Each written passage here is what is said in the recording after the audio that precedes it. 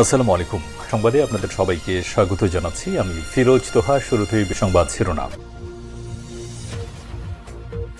বাংলাদেশের সর্বশেষ গুরুত্বপূর্ণ আপডেট সংবাদে আপনাকে স্বাগত। শুরুতেই সংবাদ শিরোনাম, পরে বিস্তারিত। প্রথমেই জানাবো, বাংলাদেশের দক্ষিণাঞ্চলের সব নদীর পানি বিপদ সীমার উপরে। বঙ্গোপসাগরে সৃষ্ট নিম্নচাপের প্রভাবে দক্ষিণ অঞ্চলের সব নদ নদীর পানি বিপদ সীমার উপর দিয়ে প্রবাহিত হচ্ছে। ফলে নদীর তীরবর্তী জনপদ জোয়ারের পানিতে প্লাবিত হয়েছে। আজ বিকাল ৩টার পর বরিশাল নগরীর প্রধান সড়ক, সদর, রোড শো অনেক এলাকায়, কীর্তনখোলার বিভিন্ন এলাকা জোয়ারের পানিতে তলিয়ে গেছে। খোঁজ নিয়ে জানা গেছে, নগরী ঘেঁষা কীর্তনখোলা নদীর তীরবর্তী এলাকা তলিয়ে যাওয়ার পর ওই এলাকাগুলোতে জনদুর্ভোগ দেখা দিয়েছে। নগরীর ভাটিখানা, পলাশপুর, সাগরদাড়ি, ধান গবেষণা রোড সহ বিভিন্ন এলাকায় এখন হাঁটু পানি দেখা দিয়েছে। অবস্থায় বাংলাদেশের দক্ষিণাঞ্চলের অবস্থা খুবই মারাত্মক আকার ধারণ করেছে। গাজায় একদিনে নিহত ৮৯, মোট প্রাণহানি ৫৯,৬৭৬। ইসরায়েলি নৃশংসতায় ফিলিস্তিনের গাজা উপত্যকায় একদিনে ৮৯ জন নিহত হয়েছে। আজ দিনভর দখলদার বাহিনীর বিমান হামলা, গোলাবর্ষণে হতাহতের এই ঘটনা ঘটে। এ সময় আহত হয়েছে আরও অন্তত ৪৬৭ জন। এক বিবৃতিতে এই তথ্য জানিয়েছে গাজার স্বাস্থ্য মন্ত্রণালয়। এরপর জানাবো, ইসরায়েলে ক্ষেপণাস্ত্র হামলা, বেজে উঠল সাইরেন। ইয়েমেন থেকে ইসরায়েলে ক্ষেপণাস্ত্র হামলা চালানো হয়েছে। ইসরায়েলি সেনাবাহিনী জানিয়েছে, তারা ইয়েমেন থেকে ছোড়া একটি ক্ষেপণাস্ত্র ভূপাতিত করেছে। খবর আনাদুলো এজেন্সির। এদিকে থাইল্যান্ড কম্বোডিয়ার সংঘাত, অবিলম্বে যুদ্ধবিরতির আহ্বান কম্বোডিয়ার। থাইল্যান্ডের সঙ্গে চলমান সংঘর্ষের মধ্যে অবিলম্বে যুদ্ধবিরতির আহ্বান জানিয়েছে কম্বোডিয়া। দেশ দুটি বৃহস্পতিবার থেকে সীমান্তে সংঘর্ষে লিপ্ত হয়েছে। এতে অন্তত ১৬ জন নিহত হয়েছে এবং উভয় দেশে হাজার হাজার মানুষ বাস্তুচ্যুত হয়েছে। সংঘর্ষে আরও বিস্তৃত হওয়ার আশঙ্কায় কম্বোডিয়া অবিলম্বে যুদ্ধবিরতির আহ্বান জানিয়েছে। তবে থাইল্যান্ড এখনও সাড়া দেয়নি। এদিকে কুমিল্লায় ২৩ মামলার আসামি মামুনকে কুপিয়ে হত্যা। কুমিল্লার দাউদকান্দিতে ২৩টি মামলার আসামি মোহাম্মদ মামুন নামে এক যুবককে কুপিয়ে পিটিয়ে হত্যা করেছে দুর্বৃত্তরা। রাত 11:30টার দিকে ঢাকা চট্টগ্রাম মহাসড়কের জেলার দাউদকান্দি উপজেলা গৌরীপুর বাস স্টেশনের অদূরে এই ঘটনা ঘটে। বাংলাদেশের দক্ষিণাঞ্চলের সব নদীর পানি বিপদ সীমার উপরে। বঙ্গোপসাগরে সৃষ্ট নিম্নচাপের প্রভাবে দক্ষিণ অঞ্চলের সব নদ নদীর পানি বিপদ সীমার উপর দিয়ে প্রবাহিত হচ্ছে। ফলে নদীর তীরবর্তী জনপদ জোয়ারের পানিতে প্লাবিত হয়েছে। আজ বিকাল ৩টার পর বরিশাল নগরীর প্রধান সড়ক, সদর, রোড শো অনেক এলাকায়, কীর্তনখোলার বিভিন্ন এলাকা জোয়ারের পানিতে তলিয়ে গেছে। খোঁজ নিয়ে জানা গেছে, নগরী ঘেঁষা কীর্তনখোলা নদীর তীরবর্তী এলাকা তলিয়ে যাওয়ার পর ওই এলাকাগুলোতে জনদুর্ভোগ দেখা দিয়েছে। নগরীর ভাটিখানা, পলাশপুর, সাগরদাড়ি, ধান গবেষণা রোড সহ বিভিন্ন এলাকায় এখন হাঁটু পানি দেখা দিয়েছে। অবস্থায় বাংলাদেশের দক্ষিণাঞ্চলের অবস্থা খুবই মারাত্মক আকার ধারণ করেছে। বরিশাল পানি উন্নয়ন বোর্ডের সহকারী প্রকৌশলী তাইজুল ইসলাম বিকাল ৫টায় জানিয়েছেন, মেঘনা, তেঁতুলিয়া সহ দক্ষিণ অঞ্চলের প্রায় সবগুলো নদীর পানি বিকাল ৩টার পর থেকে বিপদ সীমার উপর দিয়ে প্রবাহিত হচ্ছে। নদীর ঘেঁষা কীর্তনখোলা পানি বিকাল ৪টা ৪০ বিপদ সীমার ৩০ সেন্টিমিটার উপর দিয়ে প্রবাহিত হয়েছে। তবে ভাটা শুরু হলে নগরীর বসতবাড়ি থেকে পানি কমতে থাকে। বরিশাল আবহাওয়া অফিসের সিনিয়র পর্যবেক্ষক মিলন হালাদার বলেছেন, আজ বিকালে ৩টায় সর্বোচ্চ ১০ কিলোমিটার বাতাসের গতিবেগ রেকর্ড করা হয়েছে। এটি দিনের সর্বোচ্চ গতিবেগ। বিকাল ৩টা থেকে আগের ২৪ ঘন্টায় ২১ মিলিমিটার বৃষ্টিপাত রেকর্ড করা হয়েছে। এছাড়াও আগামী ২৪ ঘন্টা বরিশাল, খুলনা বিভাগে ভারী থেকে অতি ভারী বৃষ্টিপাত হওয়ার সম্ভাবনা রয়েছে। বরিশাল বন্দর কর্মকর্তা শেখ সেলিম রেজা জানিয়েছেন, নদীর পানি স্বাভাবিক বেড়েছে, তবে কোনো ধরনের লঞ্চ চলাচলের উপর নিষেধাজ্ঞা দেওয়া হয়নি। স্পিডবোট চলাচলে গতকাল সকাল থেকেই বন্ধ করে দেওয়া হয়েছে। পুরো এলাকায় এখন চাঞ্চল্যকর অবস্থা বিরাজ করছে।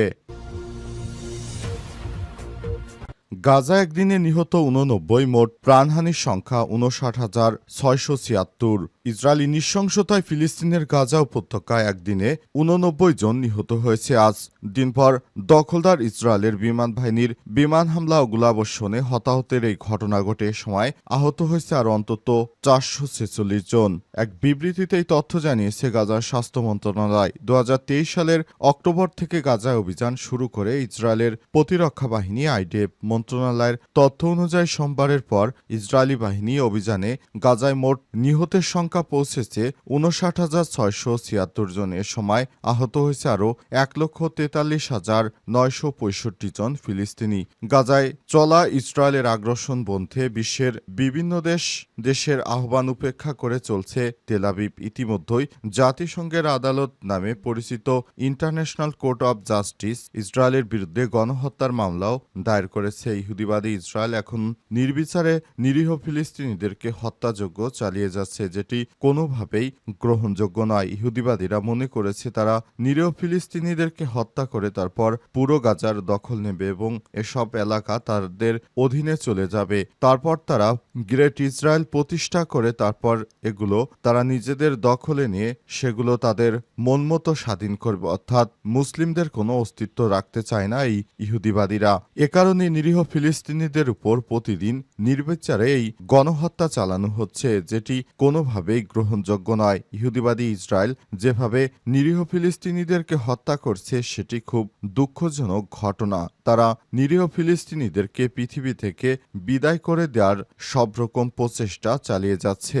মুসলিম দেশ হিসেবে ইরান শুধুমাত্র নিরীহ ফিলিস্তিনিদের পাশে দাঁড়িয়েছে, তাছাড়া সবাই এখনও নির্বিকার।